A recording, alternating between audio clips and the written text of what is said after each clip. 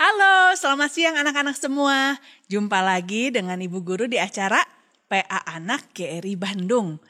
Nah, anak-anak kita sama-sama mau latih satu lagu untuk dibawakan di dalam PA Anak kita hari ini. Judul lagunya adalah Cari Dahulu Kerajaan Allah. Yuk kita sama-sama latih ketiga baitnya.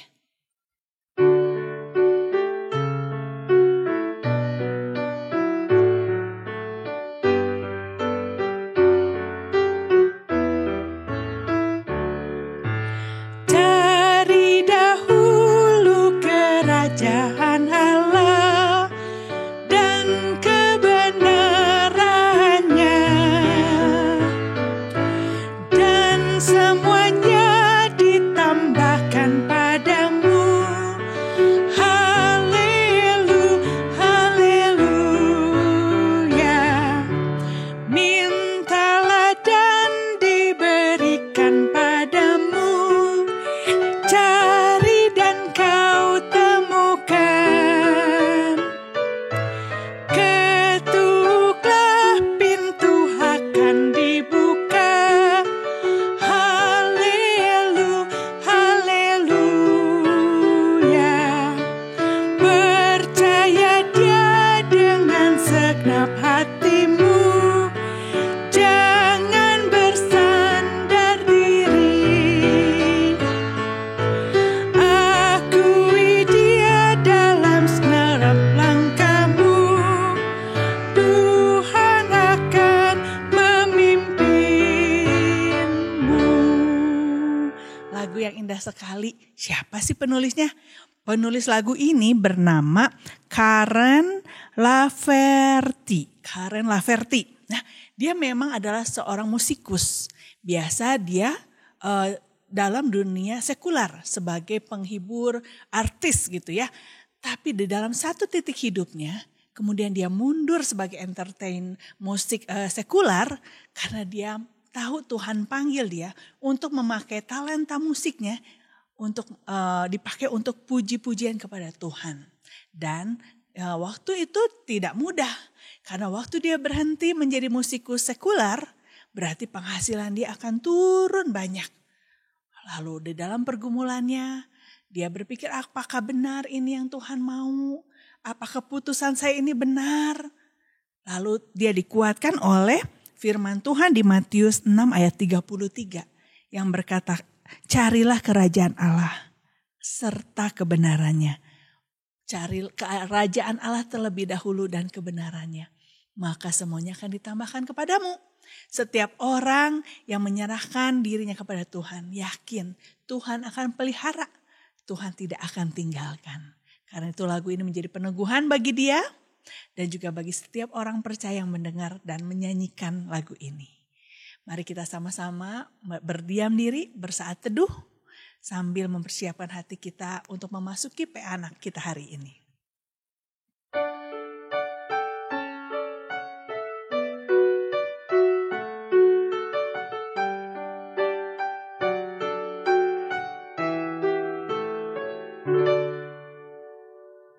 Bersyukur Tuhan kepada Tuhan kalau kami masih diberikan kekuatan, masih diberikan kesehatan, dan kami juga diberikan kesempatan untuk mendengarkan firman Tuhan. Terima kasih kalau ada hamba-hamba Tuhan yang mencintai kebenaran firman Tuhan, mencintai Tuhan dan mau menyampaikan kebenaran firman Tuhan di tengah zaman yang bengkok ini. Biarlah Tuhan anugerahkan kami untuk kami boleh menangkap keindahan firman Tuhan. Biarlah firman Tuhan itu menuntun setiap langkah kehidupan kami anak-anak Tuhan. Terima kasih Tuhan Yesus. Dalam namamu kami berdoa dan mengucap syukur. Amin. Anak-anak, mari kita sama-sama mempersiapkan hati kita dengan menyanyikan pujian Cari Dahulu Kerajaan Allah.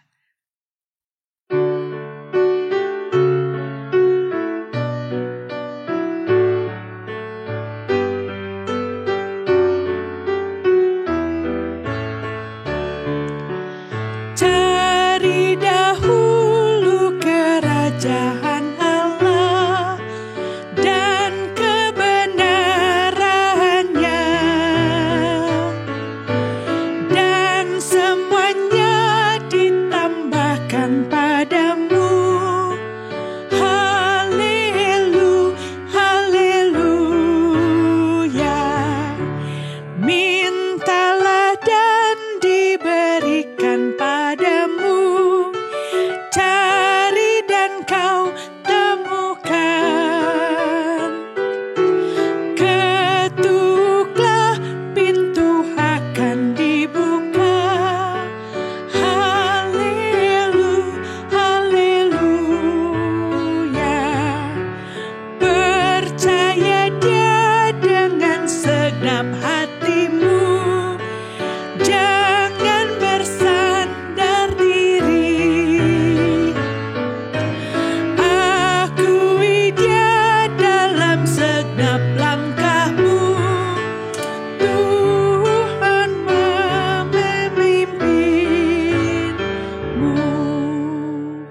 Nah anak-anak, Ibu Guru juga mau ingatkan satu hal.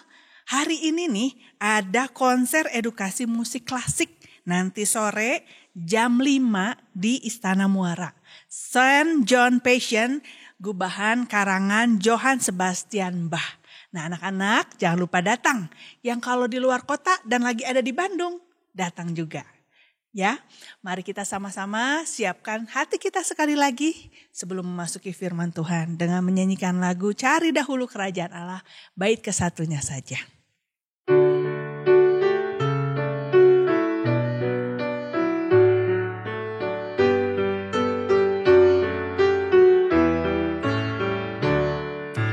Cari dahulu kerajaan Allah dan kebenarannya, dan semuanya ditambahkan padamu.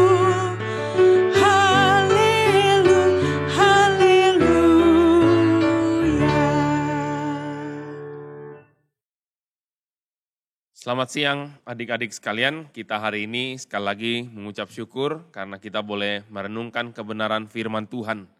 Dan hari ini kita akan bicara mengenai satu tema yang sangat penting di dalam Injil Matius, yaitu Injil Kerajaan Allah. Sebelum kita mulai, mari kita sama-sama berdoa. Bapa di dalam sorga, berkati Tuhan perenungan kami akan firman Tuhan. Dan biarlah hati kami boleh makin mencintai firman Tuhan, mendalami daripada isi hati Tuhan, dan kami boleh dibentuk, kami boleh bertumbuh seturut kehendak Tuhan saja. Berkati setiap kami Tuhan, untuk kami sebagai anak-anak di dalam Tuhan, kami boleh memiliki iman yang teguh, iman yang kokoh, sehingga apa yang kami kerjakan kemudian boleh memuliakan nama Tuhan. Terima kasih Bapa di dalam surga, di dalam Tuhan Yesus Kristus kami berdoa. Amin. Mari kita melihat satu bagian firman Tuhan dari Matius pasal yang ke-4, ayat yang ke-23.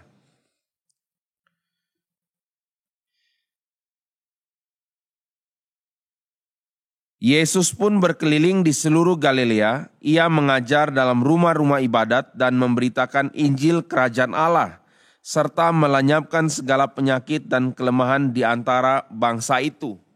Di dalam bagian ini dituliskan bahwa Tuhan Yesus berkeliling di seluruh Galilea dan dia mengajar dalam rumah ibadat memberitakan Injil Kerajaan Allah. Nah, Injil Kerajaan Allah inilah yang kita mau bahas pada siang hari ini.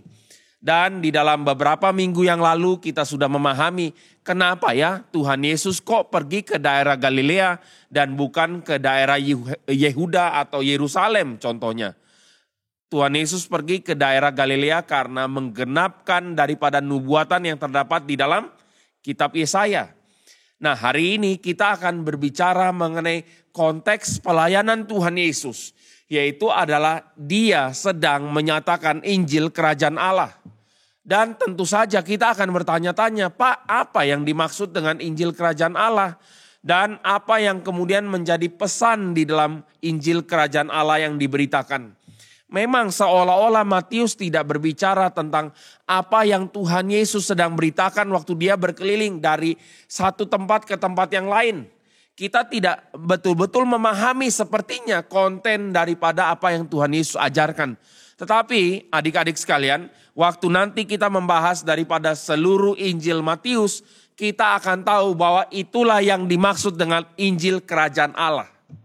Dan waktu kita nanti melihat daripada satu bagian yang lain adalah di dalam Matius pasal 9, kita buka sekali lagi ayat yang ke-35. Itu ada satu kalimat yang sama persis dengan Matius 4 ayat 23. Kita lihat di dalam Matius pasal 9 ayat 35. Pak Jack akan bacakan. Demikianlah Yesus berkeliling ke semua kota dan desa. Ia mengajar dalam rumah-rumah ibadat dan memberitakan Injil Kerajaan Sorga serta melenyapkan segala penyakit dan kelemahan. Dan di dalam dua bagian yang kita baru baca, kita sudah melihat ada hal yang sama ditekankan dari Matius 4 ayat 23 dan Matius 9 ayat 35. yaitu bahwa Tuhan Yesus mengajar, memberitakan Injil kerajaan sorga, dan juga melenyapkan segala penyakit dan kelemahan.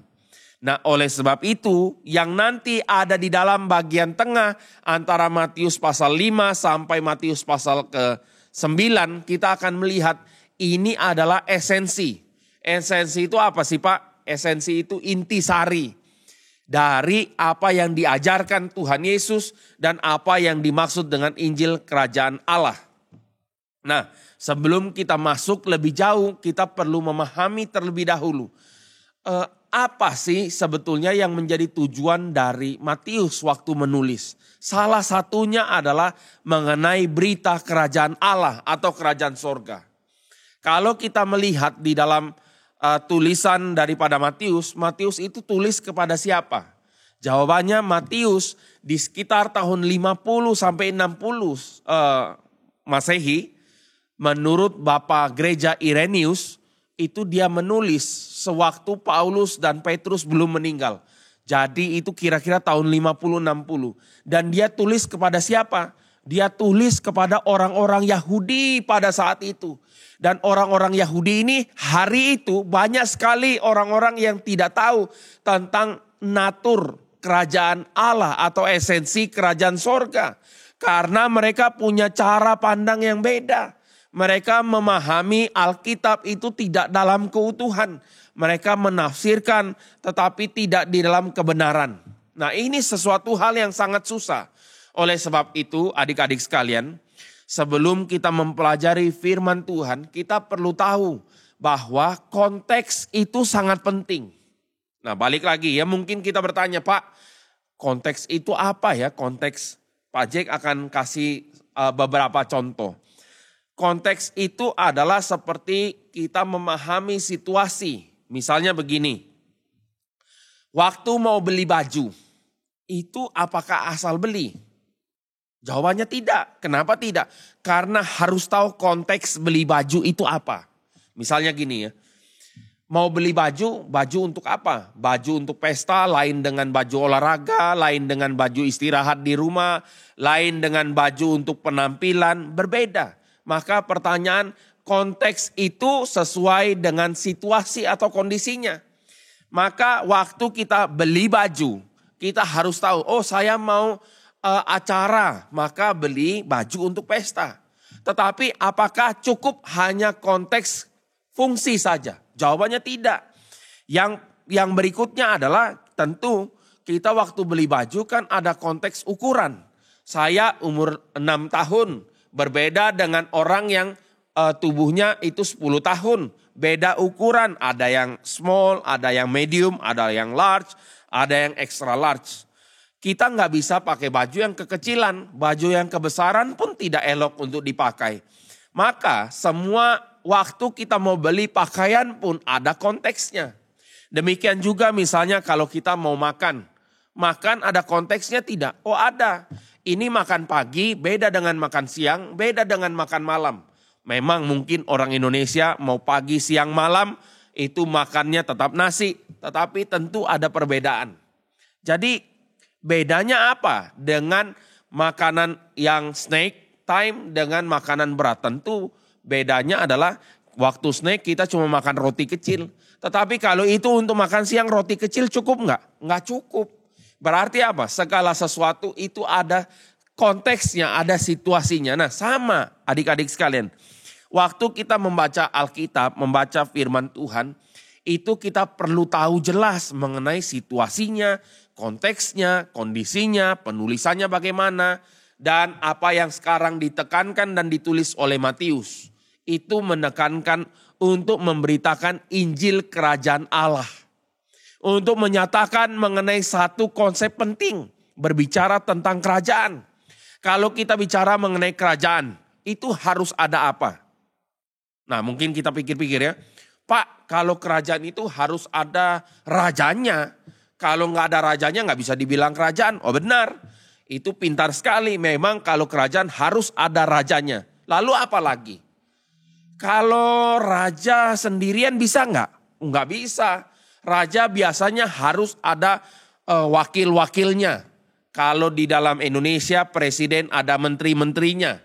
Berarti ada satu susunan lembaga yang kemudian menjalankan fungsi daripada kerajaan itu. Lalu berikutnya, apalagi di dalam kerajaan yang penting? Yang penting berikutnya apa? Harus ada hukum, benar. Harus ada aturan. Kalau di dalam satu kerajaan tidak ada aturan, itu bukan kerajaan namanya. Itu adalah sesuatu yang sembarangan saja. Maka Indonesia dikenal sebagai negara hukum karena Indonesia didirikan atas hukum. Sehingga ini adil untuk semua kalangan. Nah, demikian juga waktu kita nanti melihat daripada Injil Matius ini, kita bisa melihat benar-benar jelas bagaimana Matius menggambarkan Injil kerajaan atau kerajaan surga yang dinyatakan oleh Tuhan Yesus dibandingkan dengan apa yang adik-adik sekalian bisa lihat nanti di dalam kitab Keluaran misalnya. Kenapa penting Pak untuk memahami kitab Keluaran? Karena Matius sedang membandingkan kerajaan Israel dengan kerajaan Allah. Kerajaan Israel yang didirikan di padang gurun di Gunung Sinai dengan kerajaan sorga yang dinyatakan oleh Tuhan Yesus. Pada waktu Tuhan Yesus kemudian mengajar di atas bukit. Nah, ini dua hal yang kita akan coba lihat. Supaya adik-adik sekalian dari kecil kita sudah memahami bagaimana keindahan penulis-penulis firman Tuhan waktu menuliskan satu bagian. Mereka sudah sangat jelas tahu mengenai firman Tuhan yang ada di dalam perjanjian lama. Sehingga waktu mereka tulis, mereka sedang lakukan apa? Mereka sedang menyadarkan orang-orang Israel yang hari itu tidak paham mengenai kerajaan sorga. Tidak paham mengenai kerajaan Allah. Maka yang dilakukan oleh Matius apa? Dia menuliskan Injil kerajaan sorga dibandingkan dengan kerajaan Israel. Mau lihat beberapa buktinya? Kita akan coba lihat ya. Yang pertama kita coba lihat dulu. Di dalam Alkitab kita, di dalam Matius pasal yang kedua, ayat ke-13 sampai ke-15. Kita lihat di dalam bagian ini, sembari adik-adik sekalian ingat apa yang ada ditulis di dalam kitab Keluaran. Kita sekali lagi lihat sedikit di dalam bagian ini. Nah, bagian yang ada ditulis di dalam Matius 2 ayat 13 sampai 15, ini tentang apa? Kalau kita lihat di sini, ini tentang bagaimana Tuhan Yesus menyingkir ke Mesir. Karena ada tantangan, ada ancaman. Menyingkir ke Mesir. Nah, pertanyaan sederhana. Di dalam kitab Keluaran, Kejadian, itu proses awal bagaimana orang Israel ada di Mesir karena apa? Karena ada tantangan dan juga ancaman. Sehingga orang Israel di dalam perjanjian lama itu mereka masuk ke Mesir. Dan sekarang lihat luar biasa sekali. Matius menuliskan apa? Tuhan Yesus pun menyingkir ke Mesir. Masuk ke Mesir sama-sama. Jadi kita lagi bandingkan mengenai proses berdirinya kerajaan Israel dengan apa yang dinyatakan di dalam Injil Matius. Itu yang pertama. Lalu waktu kita lihat di dalam kitab Keluaran pasal 1, kita melihat ada kesusahan orang Israel di sana. Bagaimana orang-orang Israel itu hendak dibunuh oleh Firaun. Karena jumlah mereka yang besar menjadi ancaman bagi kerajaan Mesir pada waktu itu. Dan kalau kita lihat adik-adik sekalian, di dalam Matius 2 ayat 16 sampai 18 ada kisah apa? Di dalam bagian ini ada satu kisah pilu yang hanya ditulis oleh Matius. Tidak ada di dalam Injil yang lain. Kisah pilunya apa? Yaitu kisah pilu di mana anak-anak yang kecil itu dibunuh oleh Herodes. Kita bisa melihat dua kejadian yang ada. Pertama di dalam kitab Keluaran dan yang ada di Matius. Ini digambarkan paralel oleh Matius. Sebagaimana orang Israel menyingkir ke Mesir, Tuhan Yesus masuk ke Mesir. Sebagaimana orang Israel dibantai oleh Firaun, demikian juga anak-anak kecil itu dimatikan oleh Herodes. Dan setelah itu ada peristiwa apa? Setelah masuk, setelah dibantai, ada peristiwa apa di dalam kitab Keluaran? Betul, jawabannya adalah orang Israel keluar dari Mesir. Dan kita lihat sekali lagi, Matius pasal 2 ayat 19 sampai 23. Ada peristiwa apa di sini? Ada peristiwa Tuhan Yesus keluar dari Mesir. Jadi bayangkan, ini 3 peristiwa yang diparalelkan. Ini bukan kebetulan adik-adik sekalian. Ini adalah kejeniusan daripada seorang Matius waktu mencatat kisah tentang Tuhan Yesus. Dia sedang menggambarkan secara detail dan terperinci mengenai apa yang Kristus kerjakan.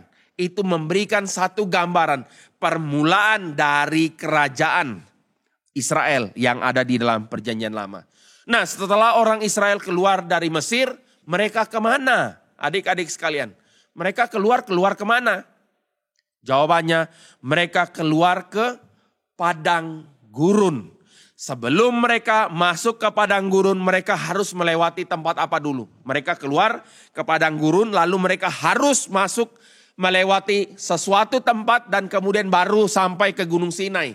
Apa tempat yang mereka lewati? Ada yang tahu? Mereka harus menyeberang apa? Laut Merah. Mereka harus menyeberangi Laut Merah. Jadi di dalam kondisi padang gurun mereka harus menyeberangi Laut Merah. Dan ini sesuatu hal yang penting sekali. Karena kalau kita coba lihat ya, adik-adik buka Alkitab lagi. Sekarang kita memang lagi dalam pendalaman Alkitab. Kita mau tahu firman Tuhan. Kita mau cinta firman Tuhan. Maka kita harus belajar. Nah, di dalam 1 Korintus pasal yang ke-10 ayat pertama sampai yang ke-5. Kita lihat di dalam bagian ini, Pak Jack akan bacakan buat adik-adik sekalian. Demikian firman Tuhan. Paulus berkata, aku mau supaya kamu mengetahui saudara-saudara bahwa nenek moyang kita semua berada di bawah perlindungan awan dan bahwa mereka semua telah melintasi laut. Oke. Ayat 2. Untuk menjadi pengikut Musa, mereka semua telah dibaptis dalam awan dan dalam laut. Mereka keluar dari padang gurun, keluar dari Mesir, masuk ke padang gurun, lalu melewati laut. Dikatakan di dalam bagian ini, mereka dibaptis. Ayat 3. Mereka semua makan makanan rohani yang sama. Mereka semua minum minuman rohani yang sama. Sebab mereka minum dari batu karang rohani yang mengikuti mereka. Dan batu karang itu ialah Kristus.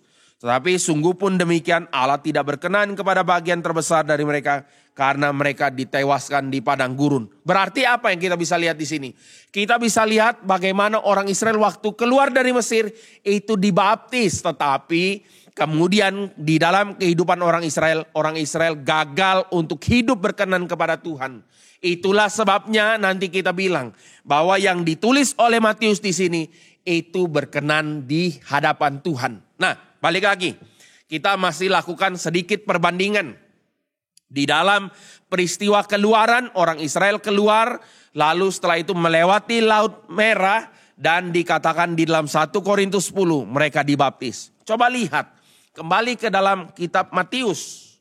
Setelah Tuhan Yesus keluar dari Mesir, dicatat oleh Matius.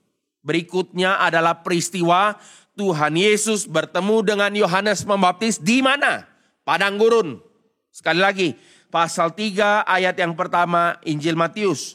Pada waktu itu tampillah Yohanes Pembaptis di padang gurun Yudea dan memberitakan, bertobatlah sebab kerajaan sorga sudah dekat. Jadi kita bisa lihat setting berikutnya adalah di padang gurun. Dan setelah itu ada peristiwa apa adik-adik sekalian? Peristiwa Tuhan Yesus dibaptis. Jadi kalau kita lihat baru di dalam beberapa peristiwa itu sudah sangat kontras paralelnya dengan kisah Keluaran. Dan ini sesuatu hal yang menjadi dasar penting untuk membahas sekali lagi mengenai kerajaan Allah, kerajaan sorga. Tadi kita bisa lihat di dalam 1 Korintus 10 ayat yang kelima. Bahwa orang Israel gagal. Mereka memang tidak setia. Mereka kemudian tidak berapa lama mereka sudah menyembah anak lembu emas. Mereka sudah melakukan pemberontakan sehingga ada hukuman dari Tuhan. Datan Abiram Korah ditelan dalam bumi. Bukan hanya itu, nanti pemberontakan mereka itu juga di dalam waktu mereka gagal beriman kepada Tuhan. Waktu mereka disuruh masuk menyerang daripada tanah Kanaan. Jadi kalau kita lihat di dalam peristiwa keluaran, Israel gagal. Tetapi di sini kita coba lihat. Di dalam pasal yang ketiga, ayat yang ke-17 dalam peristiwa pembaptisan Tuhan Yesus. Ada satu kalimat yang begitu penting dari Bapa yang di sorga. Demikian firman Tuhan, lalu terdengarlah suara dari sorga yang mengatakan, inilah anakku yang kukasihi, kepadanyalah aku berkenan. Adik-adik sekalian, ini kalimat besar.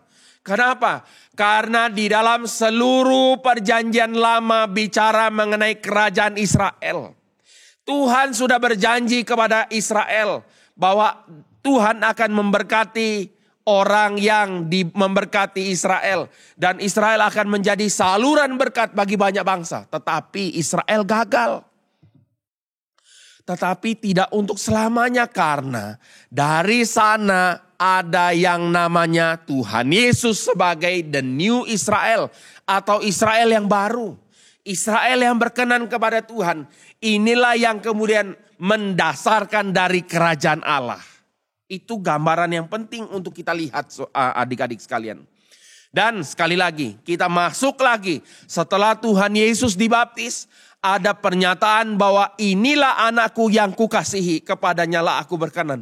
Setelah itu masuk ke dalam peristiwa apa? Masuk ke dalam peristiwa pencobaan di padang gurun. Kita kalau lihat di dalam pasal 4, kita sudah renungkan juga mengenai pasal 4 ini. Yaitu adalah peristiwa bagaimana Tuhan Yesus itu digoda oleh iblis.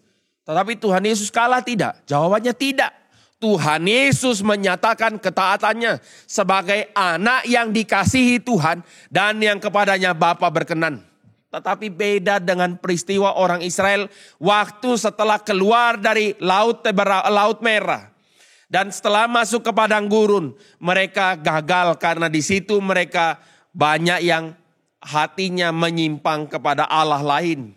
Ini yang kita bisa lihat adik-adik sekalian. Satu sisi Matius luar biasa, yaitu menggambarkan paralelitas, komparasi, perbandingan antara keluaran dengan yang dinyatakan dalam kehidupan Tuhan Yesus di dalam Injil Matius. Tetapi sisi lain Matius sedang menggambarkan bahwa Tuhan Yesus yang ada di dalam Injil Matius jauh lebih besar daripada apa yang menjadi peristiwa di dalam kitab Keluaran mengenai kerajaan Israel. Beda sekali. Israel gagal taat, Kristus taat.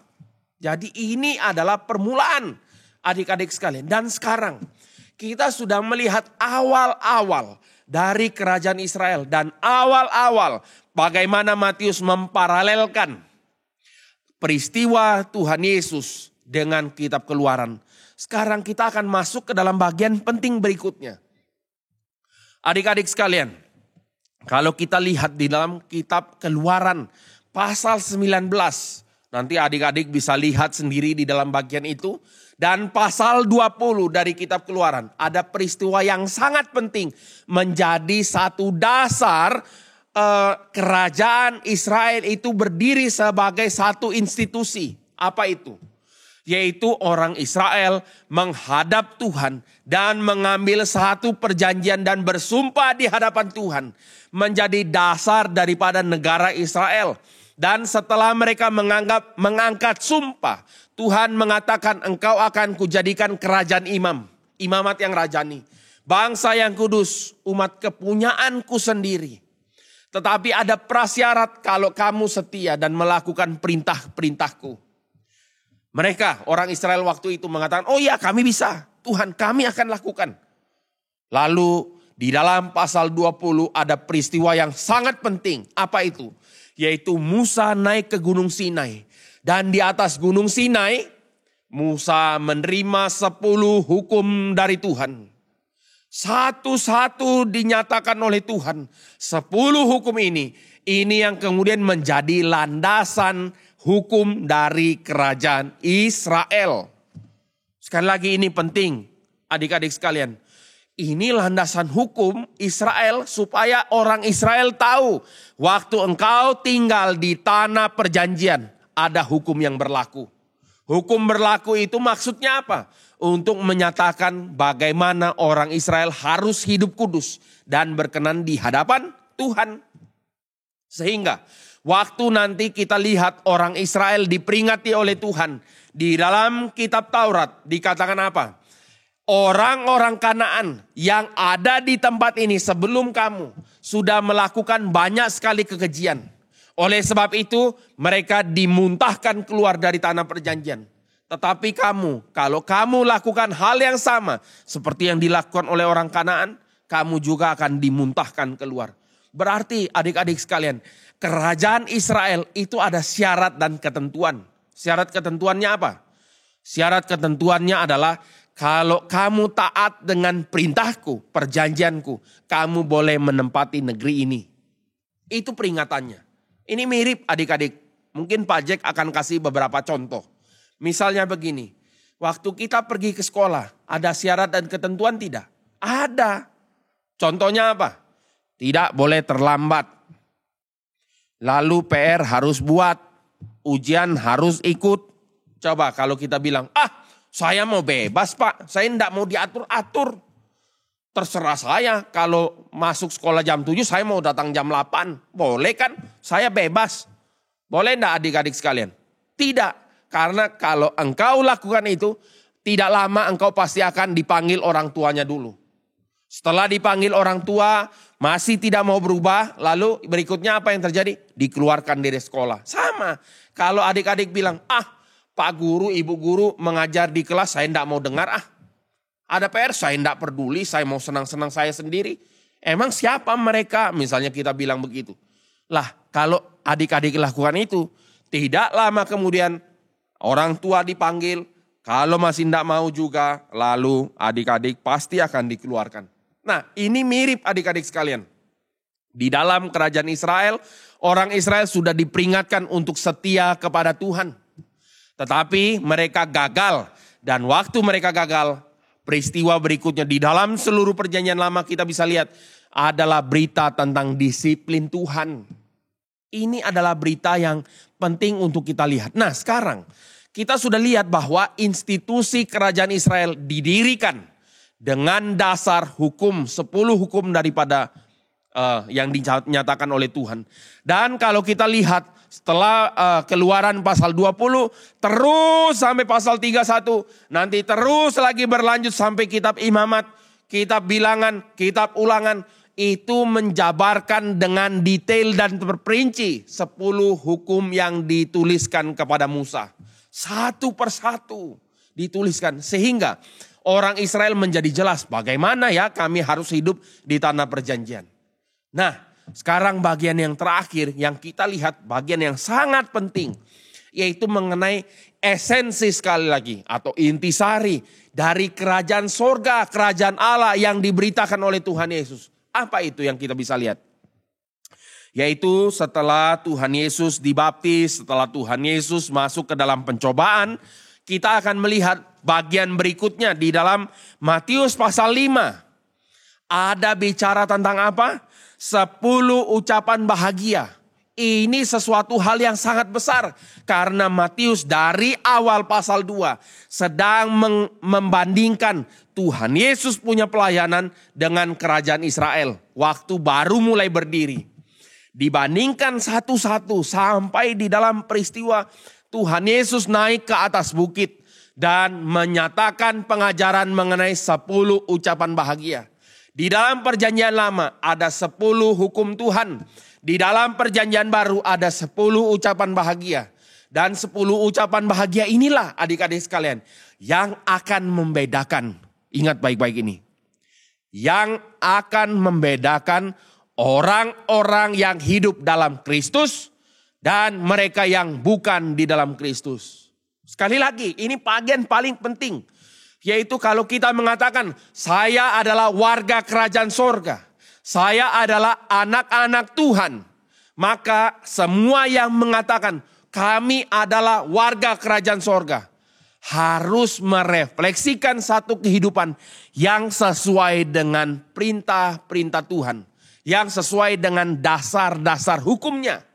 Dan di dalam 10 ucapan bahagia ini sesuatu hal yang akan membedakan sekali lagi kehidupan orang Kristen yang sejati dengan yang palsu.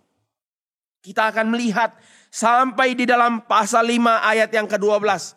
Setelah 10 ucapan bahagia ini diberitakan, kita bisa mengambil satu kesimpulan bahwa Matius menggambarkan Tuhan Yesus di sini jauh lebih besar daripada Musa. Kenapa begitu, Pak? Karena Musa hanya menerima 10 hukum dari Tuhan. Tetapi di dalam bagian ini Tuhan Yesus memberikan 10 ucapan bahagia itu kepada orang-orang yang mendengar hari itu. Sehingga dalam bagian ini Matius sedang menggambarkan bahwa Tuhan Yesus lebih besar jauh dari Musa. Karena Musa hanya menerima. Dan Matius juga menggambarkan bahwa yang ada di sini adalah Tuhan sendiri. Karena di dalam perjanjian lama yang memberikan 10 hukum itu adalah Tuhan. Dan nanti kita waktu lihat sedikit lagi. Di dalam Matius pasal 5 ayat 17. Sampai pasal yang ke-7 sampai habis itu semua. Itu adalah bagian di mana Tuhan Yesus sedang mengajar bagaimana menafsirkan hukum Taurat yang ada di dalam perjanjian lama dari sudut pandang yang benar. Sudut pandang dari Injil kerajaan Allah. Itu beda sekali adik-adik sekalian. Dan di dalam minggu-minggu ke depan yang kita akan kerjakan apa? Kita akan renungkan satu-satu dari 10 ucapan bahagia itu yang menjadi perbedaan antara orang yang memang hidup di dalam Kristus dengan yang bukan. Jadi sampai di sini adik-adik sekalian, kita sudah melihat apa? Bagaimana Matius itu menggambarkan semua ini dengan satu tujuan. Apa tujuannya Matius? Tujuan Matius adalah untuk memberitahu kepada orang Israel yang hari itu masih punya pemikiran tentang kerajaan Israel yang lama, yang gagal itu. Orang Israel bahkan sedihnya sampai hari ini masih mengharapkan datangnya kerajaan Allah. Padahal kerajaan Allah sudah datang. Mereka masih mengharapkan bagaimana Israel secara bangsa dipulihkan secara politik. Dipulihkan secara kekuatan, secara ekonomi, secara tentara militer. Mereka masih mengharapkan itu. Padahal Matius sudah menuliskan ribuan tahun yang lalu mengenai penggenapan dari janji Tuhan akan pemulihan bagi kerajaan Israel. Di mana? Di dalam kitab Matius. Oleh sebab itu Matius itu sedang dengan hati yang mencintai rekan-rekan sebangsanya. Dia sedang ingin memberikan satu pengertian. Teman-teman, kamu cari kerajaan Allah. Kamu cari pemulihan kerajaan Israel. Lihatlah yang ada di dalam Alkitab. Tuhan Yesus sedang menyatakan mengenai kerajaan surga, kerajaan Allah. Lihat satu-satu. Lihatlah dan inilah kerajaan surga yang sejati. Dan di dalam pengajaran Tuhan Yesus di atas bukit. Dari Matius pasal 5 sampai Matius pasal 7. Ini satu-satu dijabarkan. Bagaimana esensi sekali lagi. Intisari dari kerajaan surga. Inti dari kerajaan Allah. Yang harus diketahui oleh semua orang Israel. Supaya pada akhirnya mereka sadar. Bahwa my king is Jesus, rajaku adalah Kristus. My Lord is Jesus, Tuhanku adalah Yesus. Itu adalah yang ingin dinyatakan oleh Matius.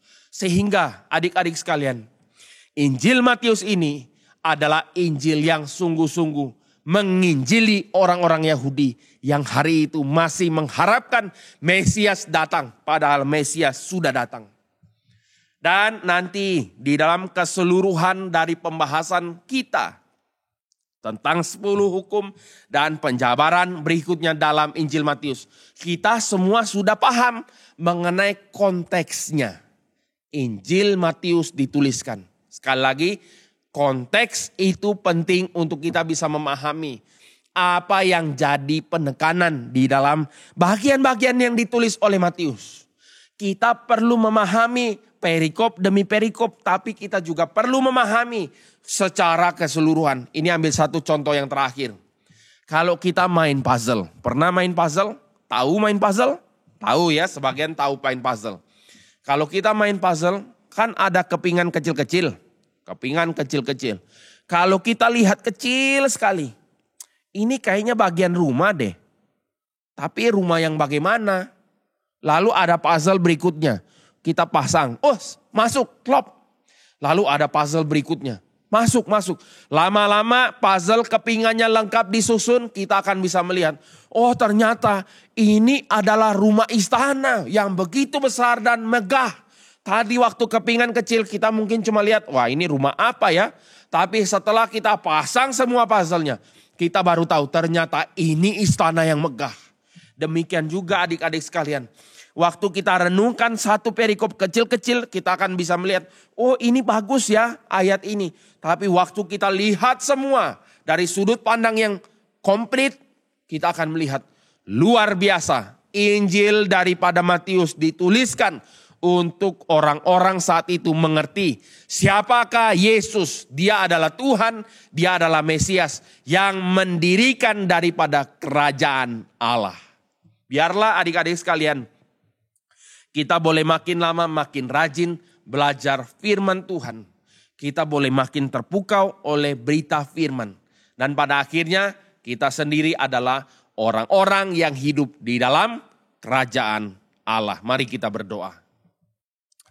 Bapa di dalam surga, kami sekali lagi mengucap syukur pada siang hari ini kami boleh merenungkan bagian firman Tuhan. Dan biarlah Tuhan sendiri yang boleh membuat kami makin mencintai firman. Kami makin boleh mengerti isi hati Tuhan. Kami boleh dengan rajin belajar satu persatu kitab-kitab yang ada di dalam perjanjian lama dan yang ada di dalam perjanjian baru. Sehingga kami boleh memahami ya Tuhan, bagaimana Engkau berkarya di dalam sepanjang ribuan tahun yang menjadi berkat bagi kami, yang menebus dosa-dosa kami di dalam Kristus Yesus Tuhan kami. Terima kasih Bapa di dalam surga, berkati setiap kami yang hari ini mendengar firman Tuhan.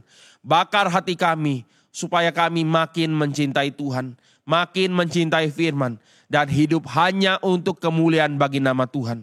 Terima kasih Bapa di dalam surga, di dalam nama Tuhan Yesus Kristus kami berdoa.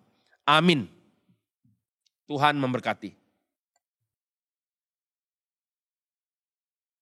Anak-anak bersyukur sekali lagi untuk kebenaran firman Tuhan yang kita sama-sama boleh dengarkan hari ini.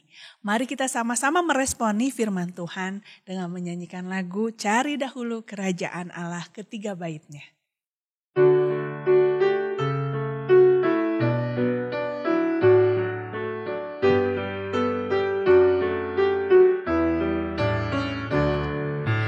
Cari dahulu kerajaan Allah dan kebenarannya, dan semuanya ditambahkan padamu.